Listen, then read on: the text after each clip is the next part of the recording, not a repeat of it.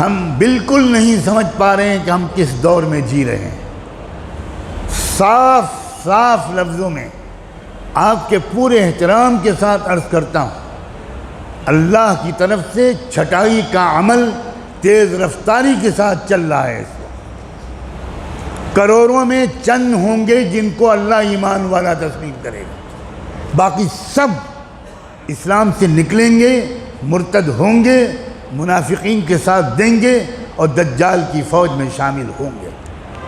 یہ اس وقت کی بات کہہ رہا ہوں، سینکڑوں حدیثوں کی روشنی میں کہہ رہا ہوں۔ یہ عام زمانہ نہیں ہے، یہ لفظ بولتے ہوئے مجھے تو کم سے کم 20-25 سال ہو گئے۔ یہ تبدیلی کا زمانہ ہے، اور جب بھی تبدیلی کا دور ہوتا ہے تو پہلے چھٹائی ہوتی ہے۔ لِيُمَحِّصَ اللَّهُ الَّذِينَ آمَنُوا وَيَمْحَقَ الْكَافِرِينَ لِيَمِيزَ اللَّهُ الْخَبِيثَ مِنَ الطَّيِّبِ وَيَجْعَلَ الْخَبِيثَ بَعْضَهُ عَلَى بَعْضٍ فَيَرْكُمَهُ۔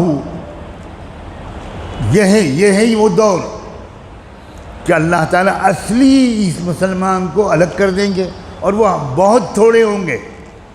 اچھی طرح ذہن میں رکھیے، بہت تھوڑے ہوں گے، اور بقیہ سارا میل کچھ ہے۔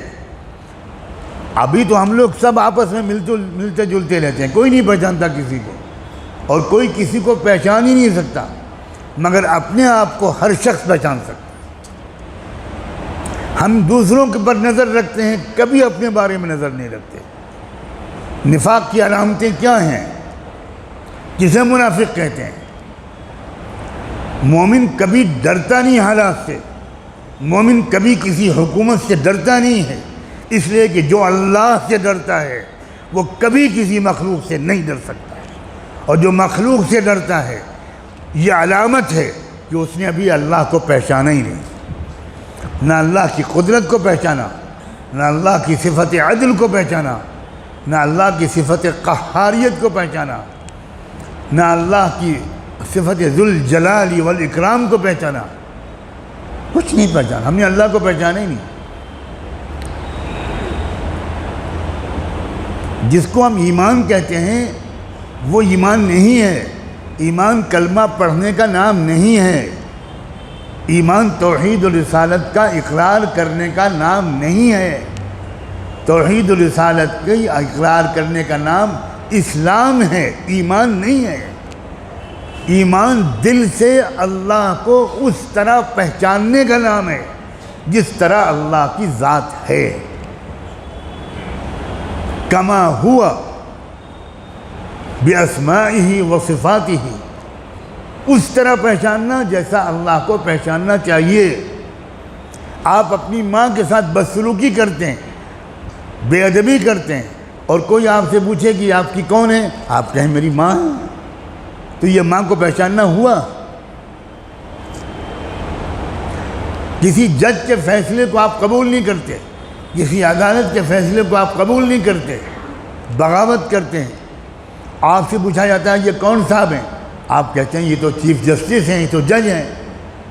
آپ ان کے فیصلے کو نہیں مانتے، ان کی طاقت و پاور کو نہیں مانتے، ان کے اختیارات کو نہیں مانتے، تو یہ آپ کا کہنا کہ یہ جج ہیں، یہ کیا ماننا ہوا جج کا؟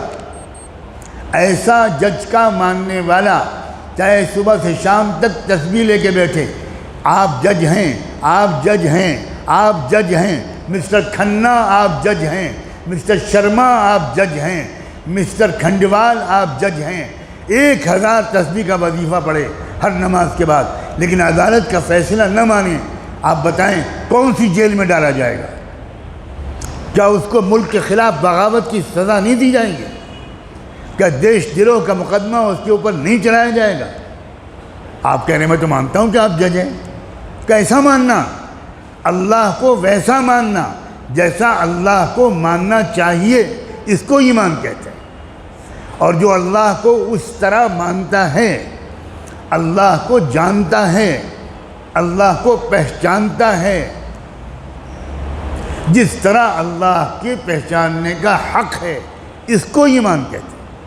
اور ایسا شخص کبھی خوفزدہ نہیں ہوتا، کبھی مایوس ہو ہی نہیں سکتا۔